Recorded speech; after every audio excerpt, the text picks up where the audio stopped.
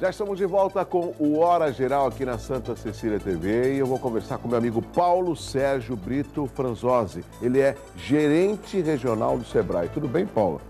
Eu não posso falar quanto tempo, porque a gente sempre se encontra no Gonzaga, ali tomando um café ali no posto, o Sebrae fica na costa. E eu fiz questão de convidá-lo não só para falar do evento que vai acontecer amanhã, mas também para dividir com o telespectador o que é o Sebrae, o que o Sebrae pode ajudar aquela pessoa que quer uma ascensão profissional, o Paulo.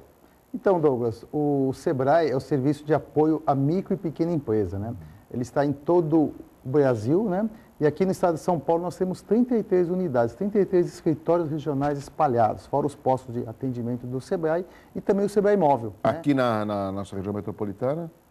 Nós temos o Sebrae na Avenida Ana Costa 418, temos um posto de atendimento em Cubatão e a partir de janeiro também teremos uma unidade do Sebrae Móvel exclusivamente para a nossa região, para os 9 municípios. Vai percorrer...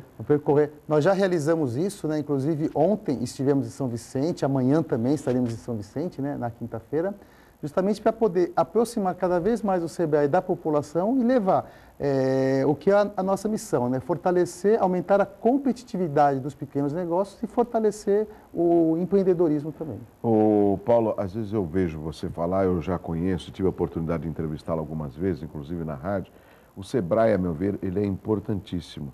E ao mesmo tempo que eu vejo a importância do Sebrae, eu vejo o outro lado da população que às vezes reclama, não tem emprego, como é que eu vou montar meu negócio? Eu queria ser um empreendedor. Ou seja, tem esses dois lados que deveriam convergir para o bem. Eu até comentei, numa das manchetes do Jornal Tribuna, 4.000 vagas estão praticamente abertas para as padarias, né, por causa dessa temporada. E não são só as padarias. Nós temos outros empreendimentos que possam ser criados legalmente e contribuir com a economia da nossa região. Por consequência, a pessoa vai se tornar uma empresária, um empresário. Esse tipo de consultoria, o Sebrae também oferece ou ele dá só o suporte para a criação de uma empresa?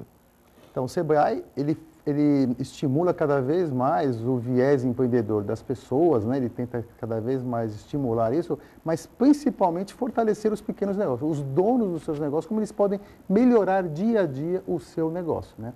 Para essas pessoas, nós temos as palestras, temos as oficinas, temos os cursos, temos as consultorias e tudo isso não tem custo, né? A pessoa vai, ela se apresenta, ela diz o nome do seu CNPJ, sua empresa, e a gente cadastra ela, seja para uma consultoria de marketing, de finanças, de administração, jurídica, todo tipo de consultoria que faz a gestão básica de uma empresa, nós temos condições de oferecer para esse empresário sem custo nenhum.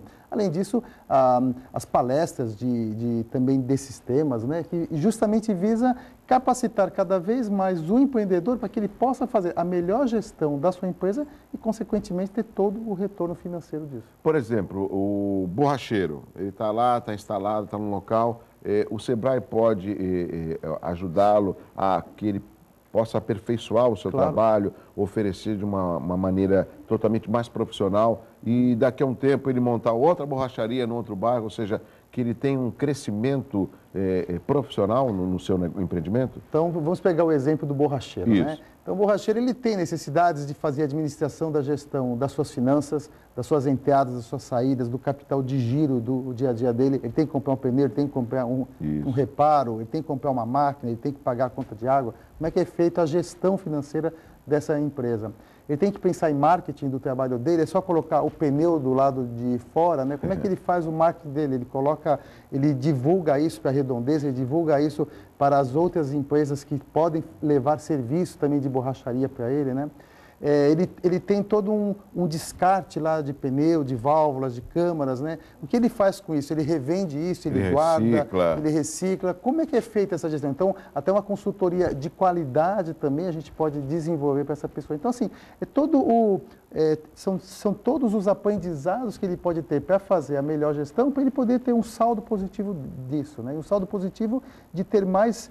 De entrar mais recurso para isso, de entrar mais dinheiro no dia a dia dele e ele poder contratar mais pessoas, né? E fazer com que isso gira desenvolvimento naquele estabelecimento naquele quarteirão pode ter outras empresas que geram ainda mais desenvolvimento e na cidade como um todo. Né? Tá. O nosso telespectador, que quiser fazer perguntas para o Paulo Sérgio, do gerente do Sebrae, é só ligar no 3041-6777. Agora, Paulo, existe diferença entre cooperativismo e empreendedorismo?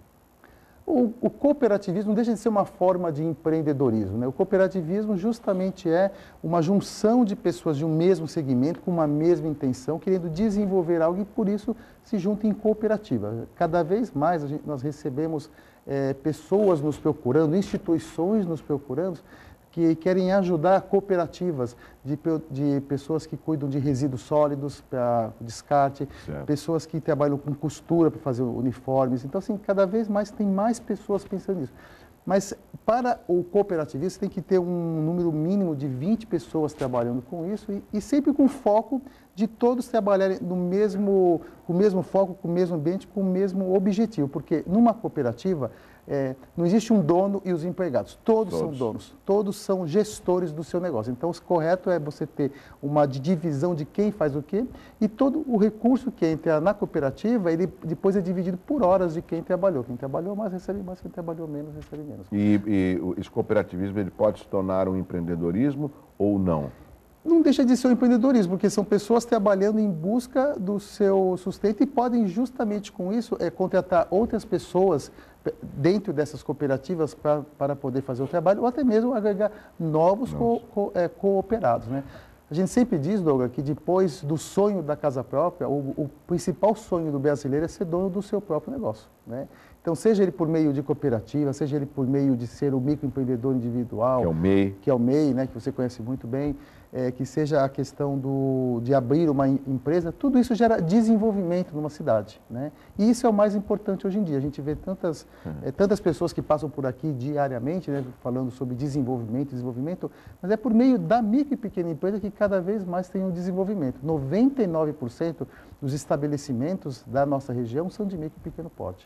Paulo, o que você fala é importante porque existe um projeto aqui na cidade de Santos, mas antes de eu te falar desse projeto, eu só quero terminar esse assunto. Ou seja, nesse caso, de ser cooperativismo ou não, o Sebrae também dá essa consultoria, dá essa orientação, como fortalecer o cooperativismo ou passar para o empreendedorismo, que você falou.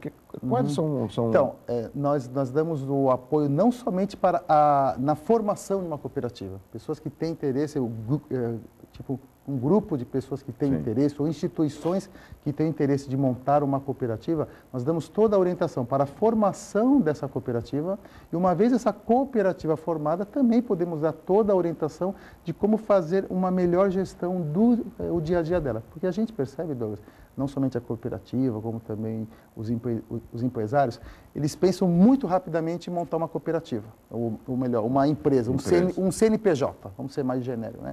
Um CNPJ. Então, assim, muito rapidamente, em 2, 3 reuniões, se desenvolve aquela empresa, se desenvolve aquele estabelecimento. Mas depois, no dia a dia, de fazer a gestão, de fazer aquilo funcionar, nunca tem tempo para poder se dedicar do aperfeiçoamento disso. E isso é que gera os vários insucessos que nós temos conhecimento. Você conhece a Lavanderia 8 de Março? Conheço. Aqui em Santos? Lá, eu inclusive faço até um convite para a população de Santos. A Lavanderia 8 de Março, ela fica ali na Rua Constituição com Amador Bueno. É um projeto da Prefeitura de Santos. Exatamente. Inclusive, eu tive essa semana conversando com a secretária da Assistência Social, a secretária Rosana Russo, da ideia de poder, inclusive, aumentar a lavanderia em outros pontos da cidade de Santos e até nos morros, por que não? E aí a gente estava discutindo a forma de cooperativismo, né, que deveria ser implantado para que o cooperativismo não fique só dependendo do poder público, nesse caso, e que elas, as cooperadas, consigam ter uma sobrevivência, até em aumentar o número de cooperados, entendeu? E de poder gerir o seu próprio negócio. Você diria, Paulo, que hoje é mais fácil de você ter um empreendimento e fazer com que ele sobreviva do que há 10, 15 anos atrás? Ou seja, por errar menos? Muito mais fácil, Douglas, porque hoje você tem toda uma política de apoios, como o SEBRAE, por exemplo, né? outras instituições do Sistema S também, como o SENAI, o SENAC, o SESI, que apoiam cada vez mais o empreendedorismo. Né? Na questão das cooperativas, nós recebemos já uma demanda da Lavanderia 8 de Março, justamente para nós apoiarmos junto com alguns cursos que nós temos, né? Recebemos recentemente também, fizemos um trabalho agora, um mês atrás, com o DIC da Vila Gilda, que tem cooperativa também de lavanderia com a dona Neia. Então, a gente tem um trabalho muito forte com Instituto isso. Néias. Com o Instituto Néias, exatamente. Né? É que lá tem a dona Neia também. São todas amigas exatamente. e batalhadoras. Então, assim, o objetivo nosso é justamente fortalecer, porque a gente acredita que por trás dessas cooperativas existem não um empreendedor, existem 20, 30, 40 empreendedores. Agora, um outro aspecto, são 7h36, Paulo, com relação a... Nós temos um problema gravíssimo aqui na cidade de Santos, que é com relação à falta de habitação, falta de moradia. Nesse problema de habitação, como que o SEBRAE pode auxiliar os movimentos de moradias, a população que luta por habitação? Existe como se montar um núcleo que possa discutir habitação respaldado pelo SEBRAE?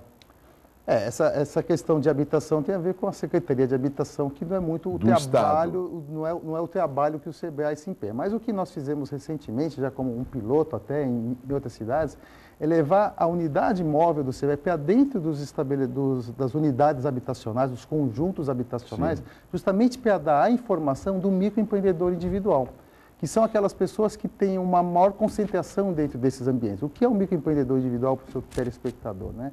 É aquele profissional que ele não tem uma formação científica, né? Então não é o... Mas é um montador de imóveis. Exatamente. Então não é um pintor. Não é o arquiteto, o médico, o advogado, engenheiro, mas é o pintor, o eletricista, o encanador, a cabeleireira, o manicure, né? O mecânico, que justamente tem no seu dia a dia o seu ganha-pão e gostaria de crescer mais para poder pedir um financiamento, ter uma aposentadoria, ter uma nota fiscal, ter um alvará para fazer aquele estabelecimento. Você está falando, Paulo, eu prefiro até ilustrar para que o telespectador entenda.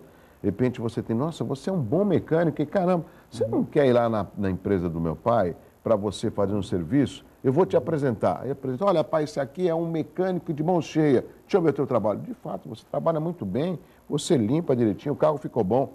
Você não quer trabalhar na minha empresa? Você tem nota? Não tenho. Mas então não dá. Muita gente, me corrija, chega de perder oportunidades porque não tem como emitir uma nota fiscal, né? E isso é importante na emissão porque você colabora com a formalidade, que nós temos um país de muitas pessoas na informalidade. Perde o cidadão e perde o país. Hoje, na formalidade dos são mais de 3 milhões de mês pelo Brasil todo. Na nossa região, cerca de 36 mil microempreendedores individuais. De 2009 para cá, a inscrição de 36 mil empreendedores individuais. E a tendência é aumentar. A tendência é aumentar, cada vez mais aumenta, né? A Praia Grande lidera esse número, né? Santos, depois vem o Guarujá, Santos, com esse número de mais microempreendedores individuais, né? E isso é muito importante, porque a taxa que você paga mensalmente, né, é de R$ 34,90 a R$ 39,90, se for comércio ou indústria ou serviços, né? E se você pegar um serviço se tiver que pagar um RPA, né, por fora, né, o recibo de prestação de serviço ou de autônomo, você chega a pagar 31%. Né? É muito grande isso. Né? Então, assim, você tendo a nota fiscal, você facilita para o seu empregador, né, para o seu tirador de pedido, porque é importante dizer que o MEI não é uma forma de você contratar pessoas, né? É uma forma de você prestar um serviço adequado. E nessa área também, tem muitos locutores de rádio que às vezes gravam um comercial e precisam emitir uma nota, né, de uma locução, de um serviço de mestre-cerimônia. Eles também podem se utilizar do MEI. E isso é importante. É que nós, às vezes, queremos, Paulo, que as coisas aconteçam rapidamente, mas é um processo. Eu acredito que muita gente passe ali na Costa, veja ali o SEBRAE, mas nunca parou para colher informações. Eu estou recebendo aqui a agenda do SEBRAE, novembro e dezembro. Vocês costumam fazer essas agendas bimestrais? Bimestral, fica à disposição do nosso público, né? As pessoas passam lá, retiram. Se a pessoa não tiver tempo de ir até o Sebrae na Avenida Ana Costa, nós temos essa agenda pela internet, né? Pelo site do Sebrae, que é o www.sebraesp.com.br. Nessa daí já estamos comemorando o Natal, né? A época de final de ano. Estou vendo, fim de ano, época cheia de oportunidades. Cheia de oportunidades. Essa que você falou dos 4 mil empregos por exemplo, padaria, só na padaria. Só na padaria, né? E você vê que a padaria ela é um misto de indústria, misto de serviço e misto de comércio, né? Então você tem o comércio lá dentro, você tem a prestação de serviço dentro de uma padaria, você tem a indústria também, né? E, Paulo, a gente também tem que dividir com o telespectador, não é só questão dele pensar assim, pequeno. Ah, mas é temporário, depois termina o verão, manda embora. Mas se você se aplicar durante esses meses, ter um comprometimento com o seu trabalho, eu tenho a certeza, olha, vou te efetivar, entendeu? Tudo na vida depende mais da gente do que de alguém fazer por nós, né? Que eu acho que é o comprometimento que as pessoas têm que ter. Não importa, seja na padaria, seja na oficina, seja na costura. A gente observa, eu tenho aqui são duas irmãs aqui no Gonzaga, que elas trabalham com costura, precisa ver o atendimento que elas fazem, tem até a maquininha para você passar débito e crédito. Já deve ser um microempreendedor individual. Exatamente, né? Fazem costuras, trabalham muito bem, são atenciosas, hein? E tudo isso você observa cada vez mais. Às vezes eu levo uma calça para fazer a barra, né? Que eles falam, a barrinha só a barra, né? Fala assim, olha, só daqui a 3 dias. Pô, 3 dias é porque a gente tem muita encomenda e a gente não quer deixar de atender as datas que a gente pediu para que o cliente viesse buscar. Ou seja, a responsabilidade também com o público, em atender o público. Tudo isso é um misto. A cidade ganha, né? Todos ganham com isso, né, Paulo? A cidade ganha e todos ganham por um simples fator, né? Cada vez que você tem uma nova empresa, tem um empreendedor empreendendo, ele também compra de um fornecedor, que é da cidade. Então, você gera uma riqueza dentro de um ambiente que, por exemplo, essa pessoa que tem a banha, ela com certeza compra os aviamentos de uma outra empresa que fica aqui dentro, né? Ela contrata uma pessoa para trabalhar, para fazer uma prestação de serviço, às vezes, de um bordado, que ela não faz o bordado, ou então ela pega um volume muito grande para isso, ela desenvolve. Porque cada vez mais a gente precisa, eu brinco até que eu sempre tento comprar em volta do meu quarteirão. Tudo aquilo que eu posso comprar no meu bairro, eu compro, né? Eu vou para o bairro vizinho ou para a cidade vizinha, depois que eu não tenho mais dentro do meu espaço, né? Porque eu acredito que toda vez que eu compro algo no meu espaço, eu estou desenvolvendo não somente o empreendedor, estou desenvolvendo a cidadania também, porque mais pessoas podem estar empregadas. Paulo, vamos fazer o seguinte, um rápido intervalo, já volto já com o meu amigo Paulo do Sebrae. Tem algumas perguntas pelo 3041-6777. Vamos falar de um evento que vai acontecer amanhã. Mas tudo isso depois do intervalo. Eu volto já.